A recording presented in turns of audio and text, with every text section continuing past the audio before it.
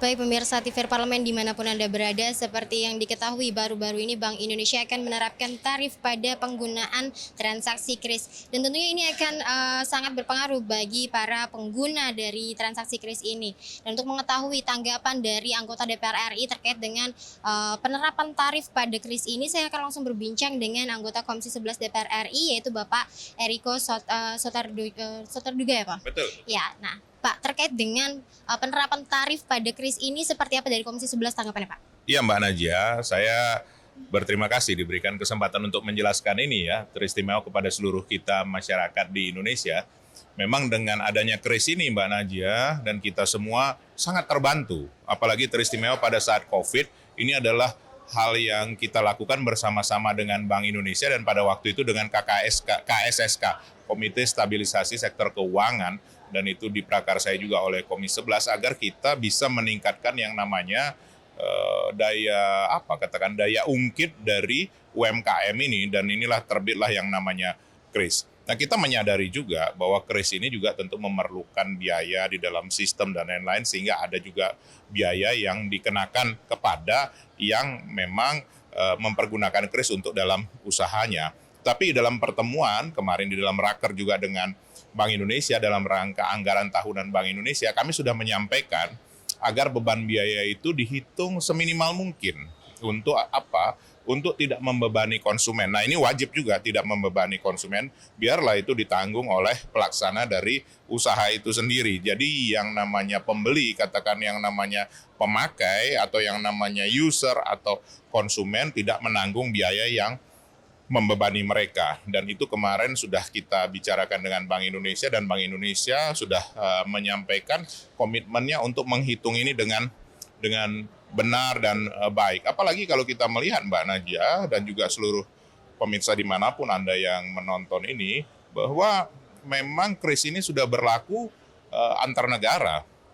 Yang saya tahu selama ini yang sudah mulai berlaku itu dengan Singapura, Thailand, Malaysia yang akan juga lakukan, dan juga negara-negara ASEAN, kecuali mungkin beberapa negara ASEAN yang memang belum kita lakukan perjanjian secara bilateral, terutama di dalam soal ekonomi. Nah, ini penting sekali, apalagi kris ini sangat membantu usaha kecil, usaha mikro, kecil dan menengah ini, dan kita berharap ini bisa menjadi daya ungkit untuk meningkatkan perekonomian kita. Dan kemarin kita juga membahas Mbak Najia dan kita semua yang menyaksikan ini bahwa tingkat inflasi kita sangat rendah, bahkan jauh lebih rendah dari negara-negara maju, jauh lebih rendah dari Amerika, sekitar 3% lebih. Tapi ini juga menjadi warning bagi kita semua, apakah inflasi rendah itu ekonomi berjalan dengan maksimal? Nah, ini juga perlu kita lihat.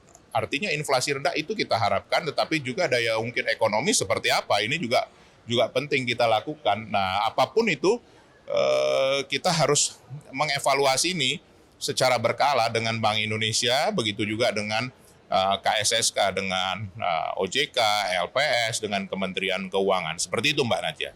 Nah, melihat kondisi sekarang ini dari pelaku UMKM sendiri kan literasi digital terkait dengan kris ini masih rendah nih Pak. Nah, kemudian apabila diberlakukan tarif ini, apakah tidak akan mempengaruhi atau nanti masyarakat akan kembali menggunakan transaksi tunai? Ini kan tentunya akan mengurangi daya beli masyarakat juga nih Pak. Ya, memang kalau kita secara jujur melihat juga, kalau dilihat dari sebenarnya nominal yang tidak terlalu besar, sebenarnya belum memberatkan. Ini sebenarnya nominal yang besar yang memberatkan ini Mbak Najia dan bagi kita semua. Katakan kalau nominalnya ini katakan di angka 100.000, 0,3%, itu sebenarnya memang sangat rendah, kurang lebih 300 rupiah, seperti itu, tidak sampai memberatkan. Tetapi kalau jumlah nominalnya menjadi besar sekali, itu yang memberatkan. Tapi dalam hal ini sebenarnya selama ini transaksi yang terjadi memang belum sampai nilai nominal yang luar biasa besar. Nah, itu yang kami minta Bank Indonesia untuk menghitung beban biayanya berapa maksimalnya, mesti ada juga Mbak Najia. Artinya begini,